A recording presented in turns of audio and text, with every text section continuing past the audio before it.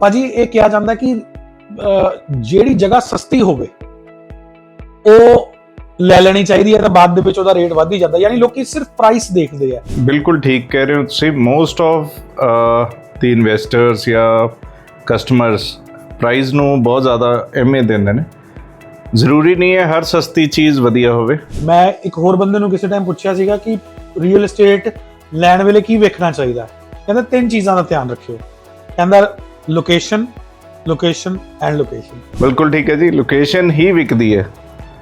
ਕੋਈ ਵੀ real estate ਹੈ, ਚਾਹੇ ਤੁਸੀਂ ਰੈਜ਼ੀਡੈਂਸ਼ੀਅਲ ਹੈ ਚਾਹੇ कमर्शियल है, ਉਹਦੇ ਚ लोकेशन ही बिकती है। अगर मान लो लोकेशन अच्छी ना हो तो फिर आप प्रोजेक्ट फिर भी प्राइम ही रहता है, पर ये हो जाता है कि जैसे अगर हम लुधियाना की बात करें, अगर एक घर साउथ सिटी में बन रहा है और एक घर दुगरी में बन रहा है तो दोनों में आपस में रेट का भी कंपैरिजन रह जाएगा। क्या आप कहना चाह रहे हो कि डुगरी अच्छी लोकेशन नहीं है? बड़े लोग नाराज हो जाएंगे।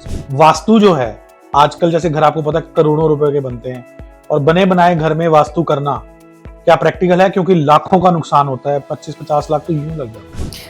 इसमें ऐसा होता है कि अगर आप किसी वास्तु कंसल्टेंट को बुला रहे हैं और वो आपको किसी वहम में डाल रहे हैं, फिर तो आपके करोड़ों रुपए जाएंगे। लोग हमेशा पूछते हैं कि राइट प्रॉपर्टी की है, ਜਿਹੜਾ ਹੁੰਦਾ ਨਾ ਕਿ ਇੱਕ ਵਾਰੀ ਆਪਾਂ ਸੋਨਾ ਜਾਂ ਚਾਂਦੀ ਲੈ ਲਈਏ ਤੇ ਵੱਧ ਜਾਵੇ। ਪ੍ਰੋਪਰਟੀ ਵੀ ਇਦਾਂ ਹੀ ਲੋਕੀ ਇਨਵੈਸਟਮੈਂਟ ਦੇ ਤੌਰ ਤੇ ਲੈਂਦੇ।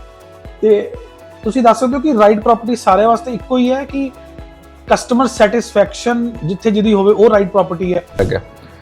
But right property right time ਤੇ ਡਿਸੀਜਨ ਵੀ ਜ਼ਰੂਰੀ ਹੈ। ਰਾਈਟ ਪ੍ਰੋਪਰਟੀ ਤਾਂ ਅਸੀਂ ਆਇਡੈਂਟੀਫਾਈ ਕਰ ਹੀ ਦਿੰਦੇ ਹਾਂ, ਕੋਈ ਵੀ ਆਇਡੈਂਟੀਫਾਈ ਕਰਕੇ ਦਿੰਦਾ। ਰਾਈਟ टाइम डिसीजन बहुत ज़रूरी है। किसी ने लेट से 100 रुपए का इंटीरियर करा लिया, वही वैसा ही इंटीरियर कोई लोग 1000 रुपए का भी करा लेते हैं। Why so much of variation in interiors?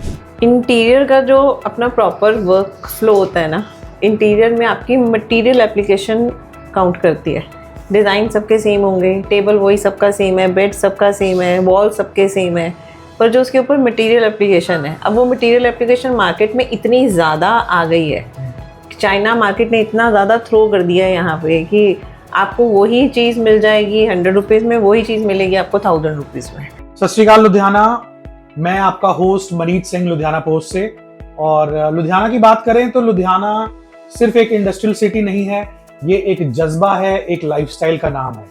और लाइफस्टाइल की जब बात होती है तो 2 चीज़ों का जिक्र अक्सर होता है, वो है रियल एस्टेट और डिज़ाइन। तो आज लुधियाना की रियल एस्टेट को डिज़ाइन करने वाले 2 लोग मेरे पास हैं और लुधियाना की स्काईलाइन को लगभग वो डिसाइड कर रहे हैं। तो real estate advisor Amit Monga ji, Sat Shri Akal ji साਰਿਆਂ ਨੂੰ। Sat Shri Akal Maneet ji. And designer, architect, interior decorator Vandana Dhiman. Sat Shri Akal जी। जी कैसे हैं आप दोनों? बहुत बढ़िया।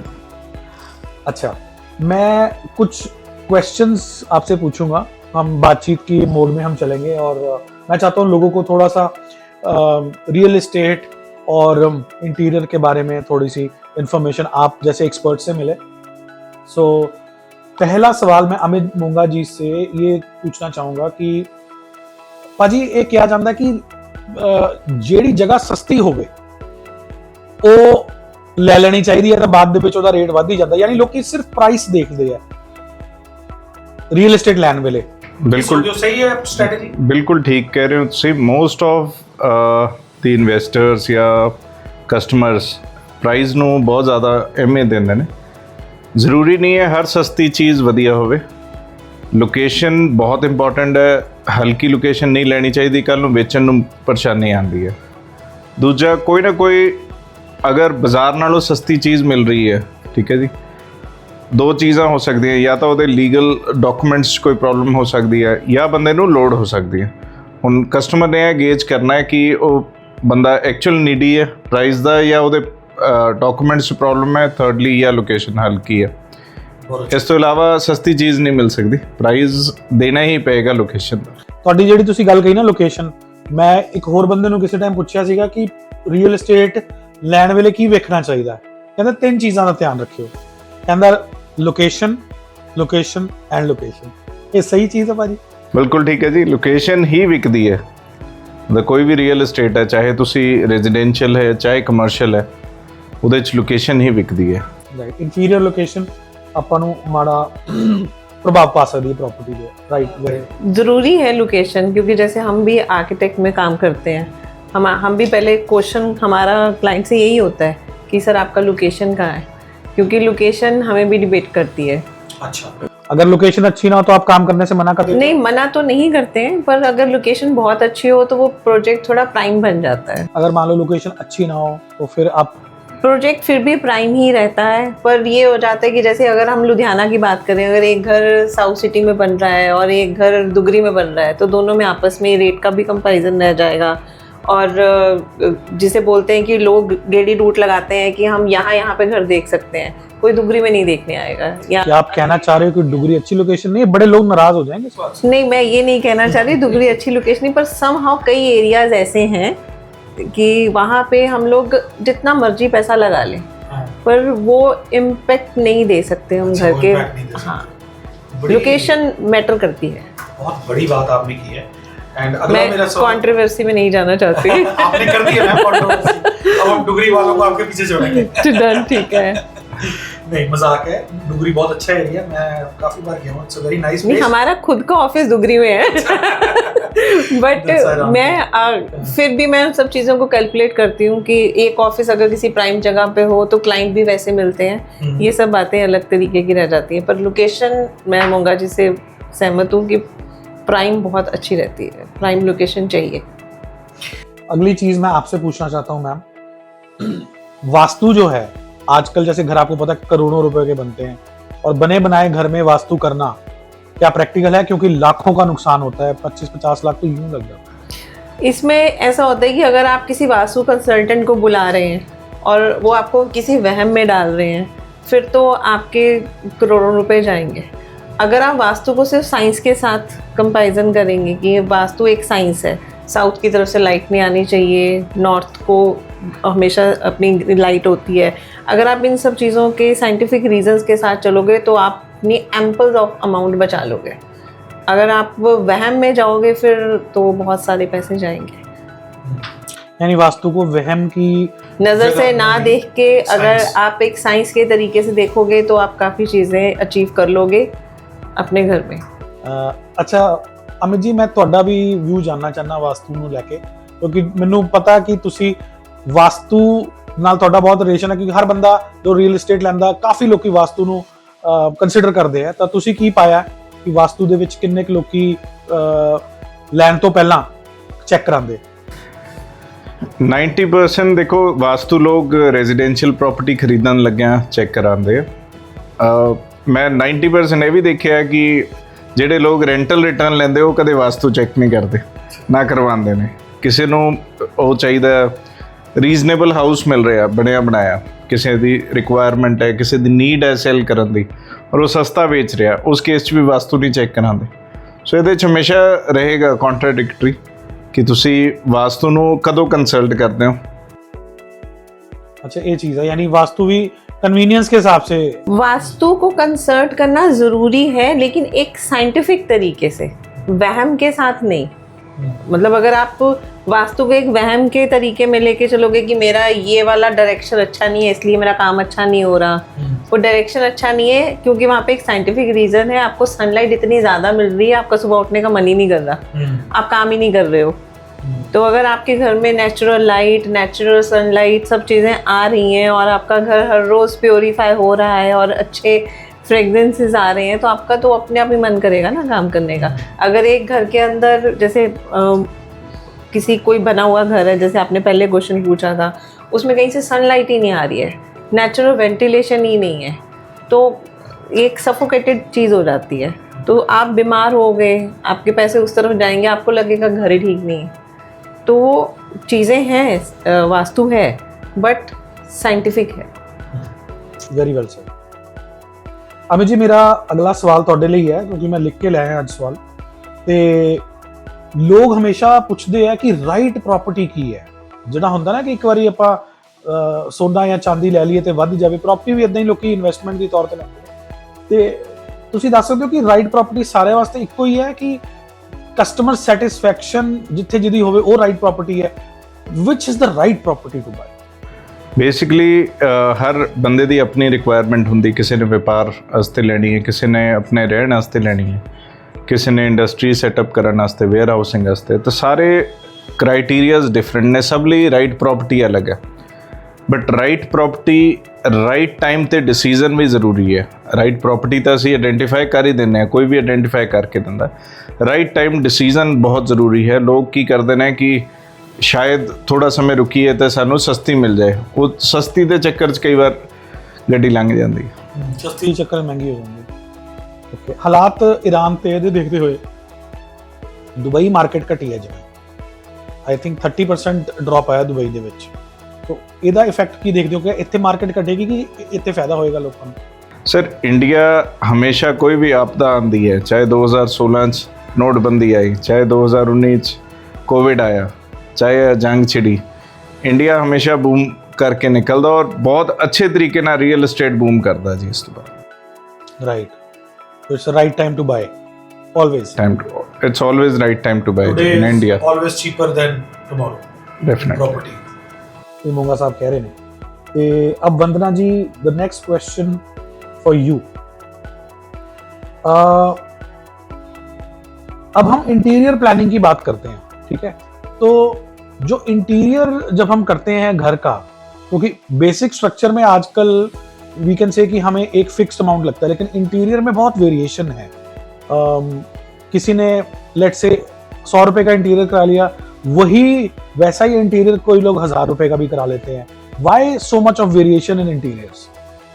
इंटीरियर का जो अपना प्रॉपर वर्क फ्लो होता है ना, इंटीरियर में आपकी मटेरियल एप्लीकेशन काउंट करती है।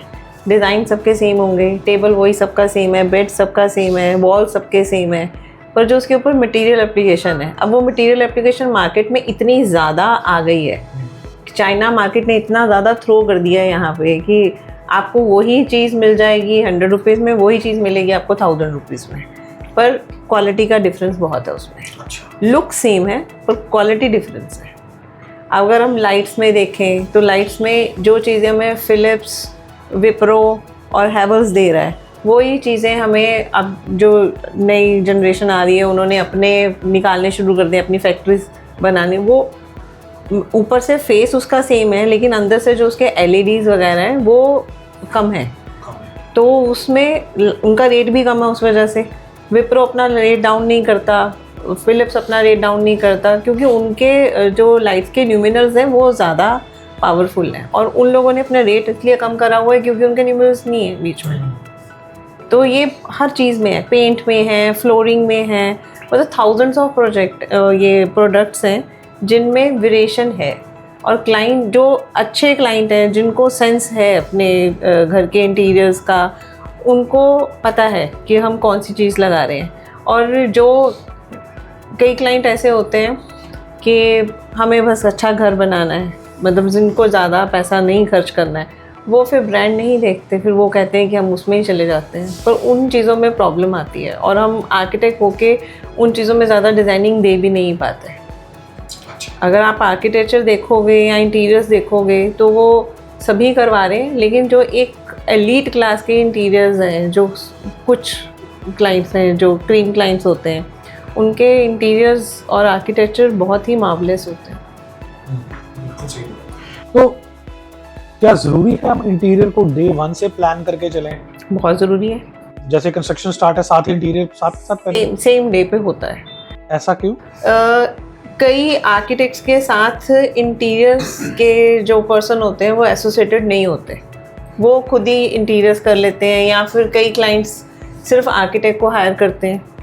आजकल ऐसा भी हो चुका हुआ है, कुछ स्ट्रक्चर इंजीनियर हैं वो भी घर बना रहे हैं, लाइक वो कह रहे हैं कि हम आपका डिज़ाइन कर देते हैं, बना देते हैं, लेकिन वो कहीं ना कहीं आके फंस जाते हैं। एक प्रॉपर टीम होना बहुत ज़रूरी है। लाइक जैसे हमारी फर्म है तो उसमें आर्किटेक्ट भी है, इंटीरियर डिज़ाइनर भी हैं, फिर उसके साथ हमारे बहुत सारे पर्सन ऐसे हैं, स्ट्रक्चर इंजीनियर्स भी हैं, तो एक पूरा क्लब है वहाँ पे। तो वन रूफ के नीचे सारा काम होता है। तो जैसे हम लोग काम करते हैं कि पहले आर्किटेक्ट ने अपना पूरा डिज़ाइन प्लान कर दिया, फिर स्ट्रक्चर इंजीनियर ने सब चीज़ें उसके अंदर अपने प्लान कर दी हैं, और फिर वो लास्ट में फ़ाइल हमारे पास आता है और उसके अकॉर्डिंग हम सारी चीज़ें प्लान करते हैं, जिससे क्लाइंट का टाइम बचता है और ऑब्वियसली पेमेंट्स तो उनके काफ़ी सेफ हो जाते हैं इसमें, क्योंकि बाद में तोड़फोड़ नहीं होती है। अगर आप बीच में किसी को हायर करते हैं या अपने पहले आर्किटेक्ट को छोड़ के दूसरे आर्किटेक्ट के पास जाते हैं, वहाँ पे नुकसान होता है। तो ये सब चीज़ें आपस में एक चेन होनी चाहिए। मैं यही कहूँगी कि जब भी आप अपना आर्किटेक्ट डिज़ाइन करो तो आपको सबसे पहले उनके ऑफिस का स्ट्रक्चर देखना चाहिए कि उनके पास क्या क्या है अंदर, कि आपको जगह जगह ना जाना पड़े, क्योंकि आप जब अलग अलग लोगों से करते हो, फेस करते हो, उनके अलग अलग थॉट्स आ जाते हैं, तो वहाँ पे चीज़ें थोड़ी सी हौच पौच सी हो जाती हैं। वन रूफ सोल्यूशन होना चाहिए ऑलवेज। सबको पता, कोऑर्डिनेशन से सबको पता होना चाहिए कि क्या किसने क्या किया और कैसे उसको। जो रिप्यूटेड आर्किटेक्ट्स हैं लुधियाना में या कहीं बाहर दिल्ली में, बॉम्बे में, वो एक हाउस के नीचे हैं, पूरी टीम है, तो वो ज़्यादा ज़रूरी है। अच्छा, इसी के साथ अमित जी ਤੁਹਾਡੇ ਵੀ ਜਿਹੜਾ ਸਵਾਲ ਹੈ ਹੁਣ ਇਹਦੇ ਰਿਲੇਟਡ ਹੀ ਹੈ, ਕਿਉਂਕਿ ਰੀਅਲ ਏਸਟੇਟ ਤੁਸੀਂ ਜਦੋਂ ਬਾਇੰਗ ਸੈਲਿੰਗ ਕਰਦੇ ਹੋ ਜਾਂ ਜਦੋਂ ਲੀਜ਼ ਵੀ ਕਰਦੇ ਹੋ, ਤਾਂ ਜਿੱਦਾਂ ਮੰਨ ਲਓ ਕਿਸੇ ਦਾ ਇੰਟੀਰੀਅਰ ਬਹੁਤ ਵਧੀਆ ਬਣਿਆ ਹੋਇਆ ਜਾਂ ਡਿਜ਼ਾਈਨਿੰਗ ਬਹੁਤ ਅੱਛੀ ਹੈ, ਅਗਲੇ ਨੇ ਜਿੰਨੇ ਦੀ ਲੈਂਡ ਹੈਗੀ ਉਹਨਾਂ ਹੀ ਪੈਸਾ ਬਣਾਉਣ ਤੇ ਲਾ ਦਿੱਤਾ, ਤਾਂ ਕਿਆ ਉਸ ਨੂੰ ਉਹਦਾ ਮੁੱਲ ਮਿਲਦਾ ਹੈ ਜਾਂ ਫਿਰ over a period of time ਉਹ ਪੈਸਾ ਵੇਸਟ ਹੋ ਜਾਂਦਾ ਹੈ? ਕਿਉਂਕਿ 10-15 ਸਾਲ ਬਾਅਦ ਜਿਹੜਾ ਵਧੀਆ ਡਿਜ਼ਾਈਨ ਕੀਤਾ ਹੋਇਆ ਘਰ ਵੀ ਉਹਦਾ ਹੀ ਵੈਲਿਊ ਕੰਸਟਰਕਸ਼ਨ ਦੀ ਕਾਫੀ ਘਟ ਜਾਂਦੀ ਹੈ, 30 ਸਾਲ ਬਾਅਦ ਤਾਂ ਮਲਬਾ ਹੀ ਬਣ ਜਾਂਦਾ। ਬਿਲਕੁਲ ਠੀਕ ਕਹਿ ਰਹੇ ਹੋ ਤੁਸੀਂ। ਜਿਹੜੀ ਕੰਸਟਰਕਸ਼ਨ ਹੋਈ ਹੈ, ਜੇ ਤਾਂ ਉਹ 3-4 ਸਾਲ ਪੁਰਾਣੀ ਹੈ, 5 ਸਾਲ ਤੱਕ ਪੁਰਾਣੀ ਹੈ, ਤੇ ਲੋਕ ਮੁੱਲ ਪਾਉਂਦੇ ਨੇ ਉਸ ਚੀਜ਼ ਦਾ, ਕਿਉਂਕਿ ਉਹ ਆਬਸੋਲੀਟ ਨਹੀਂ ਹੋਇਆ ਹੁੰਦਾ ਡਿਜ਼ਾਈਨ। 10 ਸਾਲ ਤੋਂ ਬਾਅਦ ਜਿਹੜਾ ਵੀ ਮਿਆਦ ਹੈ ਉਹਦੇ 'ਚ ਆਬਸੋਲੀਟ ਗਿਣਦੇ ਆ ਲੋਕ। 90% ਕੋਟ ਕੀਤਾ ਜਾਂਦਾ ਕਿ ਲੈਂਟਰ ਛੱਡ ਕੇ ਬਾਕੀ ਸਾਰਾ ਕੁਝ ਚੇਂਜ ਹੀ ਕਰਨਾ ਪਏਗਾ। ਅੱਛਾ, ਇਦਾਂ ਕਰਨਾ ਪੈਂਦਾ। ਉਹ ਤੁਸੀਂ 10 ਸਾਲ ਦਾ ਪੀਰੀਅਡ ਮੰਨਦੇ ਹੋ? ਜਨਰਲੀ 10 ਸਾਲ। ਅੱਜ ਕੱਲ੍ਹ ਤਾਂ ਇੰਨਾ ਇਵੋਲਵ ਹੋ ਰਿਹਾ, ਅੱਜ ਕੱਲ੍ਹ ਡਿਜ਼ਾਈਨਸ ਇੰਨੇ ਹੋ ਰਹੇ ਆ, ਇੰਨਾ ਕੁਝ ਹੋ ਰਿਹਾ, ਸੋ 10 ਸਾਲ ਬਹੁਤ ਵੱਡਾ ਹੋਰਾਈਜ਼ਨ ਹੈ।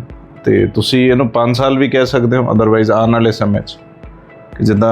ਅੱਛਾ, ਮੰਨ ਲਓ 10 ਸਾਲ ਪੁਰਾਣਾ ਘਰ ਬਣਿਆ, ਲੈਂਡ ਦੀ ਕਾਸਟ ਸਮਝ ਲਓ ਲੈਟਸ ਸੇ 1 ਕਰੋੜ ਹੈ, ਤੇ ਉਹਨਾਂ ਨੇ ਅੱਜ ਤੋਂ 10 ਸਾਲ ਪਹਿਲਾਂ 1 ਕਰੋੜ ਉੱਤੇ ਲਾਇਆ ਸੀ, ਤੇ ਲੈਂਡ ਨੂੰ ਆਪਾਂ ਛੱਡ ਦਈਏ ਤਾਂ ਕੰਸਟਰਕਸ਼ਨ ਦੇ ਕਿੰਨੇ ਪੈਸੇ ਮਿਲਣਗੇ?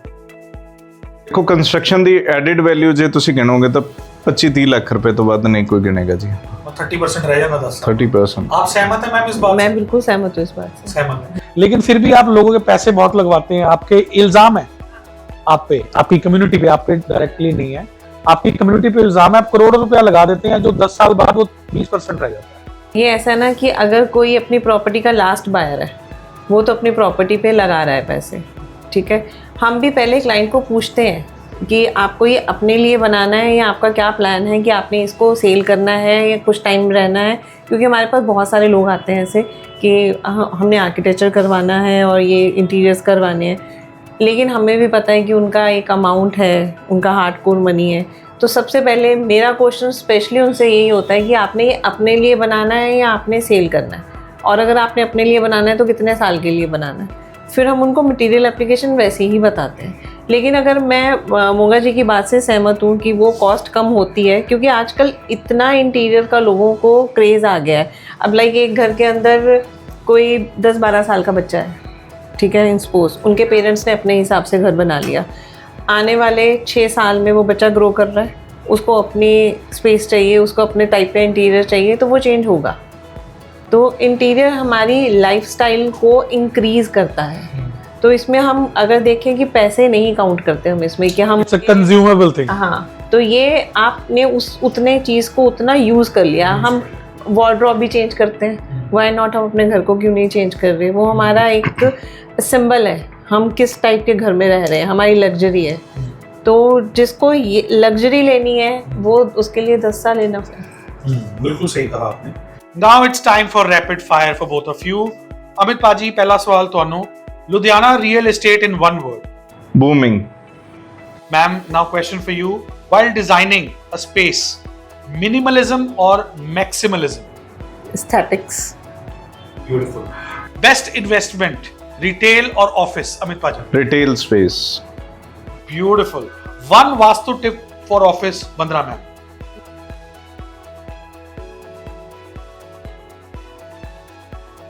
Wonderful.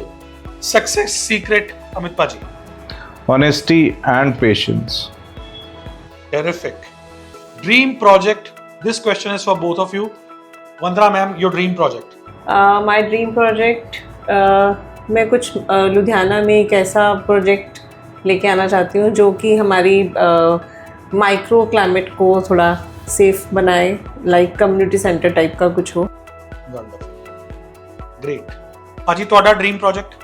Land acquisition for self-sustaining residential township.